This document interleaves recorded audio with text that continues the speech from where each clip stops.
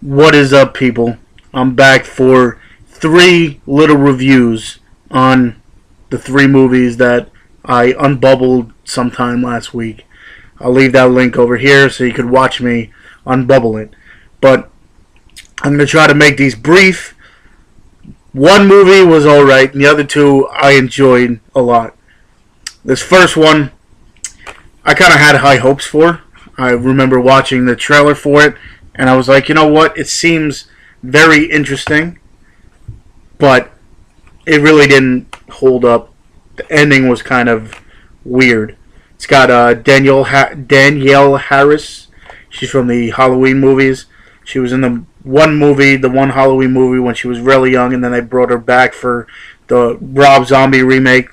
And it's got Robert Patrick in it, and that's Blackwaters of Echo Pond. I remember watching the trailer and thinking it was going to be like a Jumanji scary movie kind of deal. And it was almost like that. In the beginning, you see there was people on this island. I forget what the name of the island is. But they're looking for this, you think, in treasure. But you notice they find this big board, almost like a board game kind of deal. And the one guy is paying them to find it. And he told them not to open it, but as one guy was talking to him on the phone, they're like, oh yeah, we opened up this game, and the guy's like, oh, I gotta get there right now. He ends up going to this island, and everyone's dead, and there's only one person left, and he ends up killing everybody anyway. Fast forward it, you see this now inhibited by this guy, and he has a cabin up there, and I don't know if he rents it out to these kids, but all of a sudden you see, I think it's 8 teenagers end up going to this place. I don't know if it's the guy's uncle or whatever it is. Anyway, these kids end up there, and the lights go out, and they go downstairs to find the circuit breaker, and they end up finding this game, and they're so bored that they end up playing this thing, and what it does is, it's almost like Jumanji in one part where they're rolling die and then they gotta lift up these cards and they read the cards, and it's almost like a truth and dare, not truth, it's more like deepest, darkest truths, and you notice all these little storylines start coming back, like certain people are married and who hooked up with who and all this stuff. It was alright. I mean, the storyline was decent, and all of a sudden people start getting, like, I don't want to say possessed.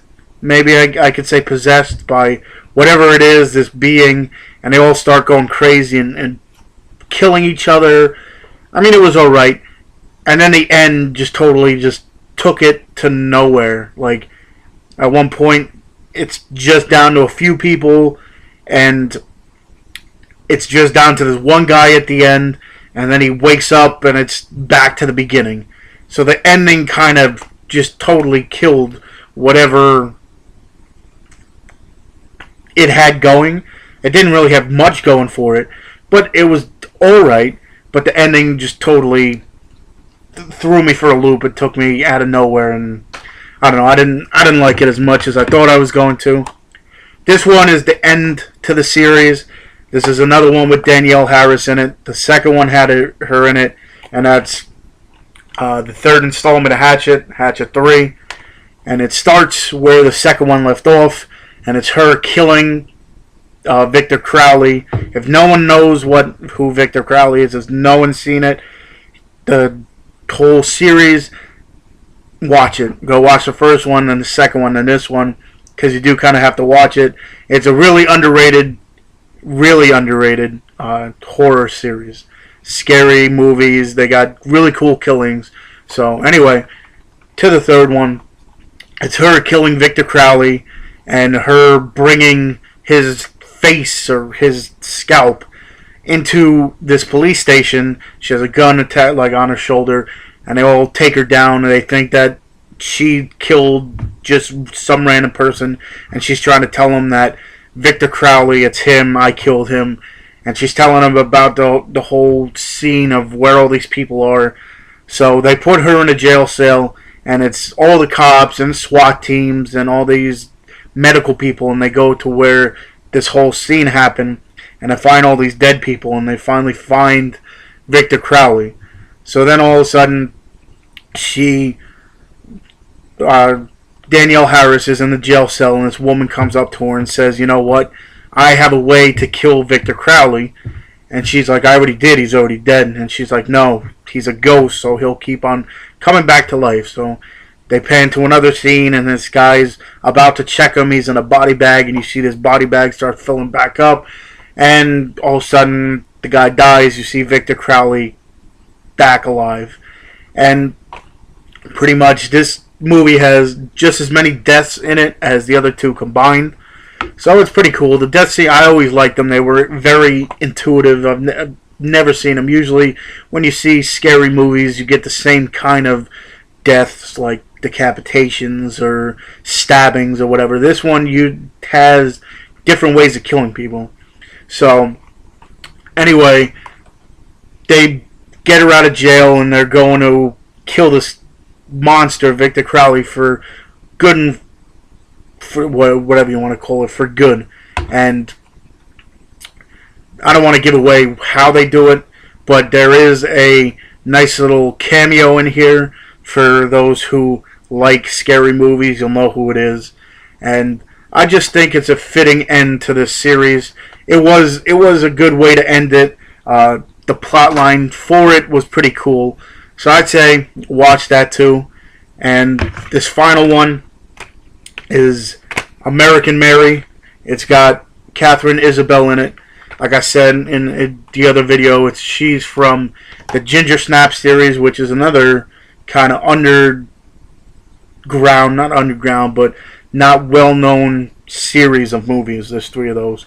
But she's in medical school, trying to become a doctor and such, and she's a struggling student. So at one point, she goes and applies for a strip club, and the guy looks on his resume, and he notices that she says she's in medical school. So he has a little problem. So he says, "You know what? I'll give you $5,000 right now if you come and help me with this problem." And he pretty much has her do this surgery on this guy. And he's like, "You know what? I don't want you to strip. I don't want you to do anything. But if I ever need you for something else, I'll give you more money than you'll ever make." So she's sitting there and she's like, "Okay, well," thinks nothing of it. She gets a call because one of the dancers has a friend that wants this surgery done. And it's not a normal surgery. And pretty much what happens is she becomes this surgeon to all these people, that these surgeries are not what normal people would want. It's directed by the Soka sisters. I haven't seen anything else by these 2. They make a cameo in it, and they want this specific surgery done. And in the beginning, Catherine Isabel, her character, she wasn't really into do these kind of surgeries. Like, you could see her, after a couple of them, she would be sick and everything.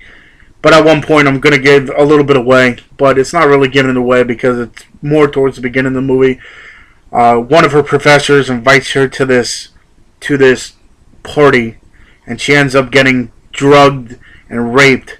And she takes this professor and does some crazy stuff to him after she finds him, and that's when she kind of just, I don't want to say loses her mind, but just kind of loses all feeling. So these surgeries are like nothing to her. It's just extra money that she can get.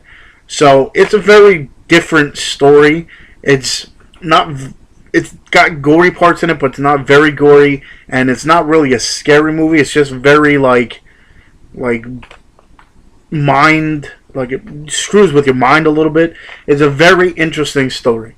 Like I said in previous videos, I'm going to try to do a rating system. So with the Blackwaters of Echo Pond, I'd give that like a 5 out of 9.5. I give that a good 5. Hatchet III, I'd give it more like a 6.5, 7. And this one actually I found very interesting. Just the plot of this movie. I'm actually going to look up more by these sisters, the Saska sisters. I know there's another movie at least that they have. My buddy was telling me about it. I want to get it and see what that's all about.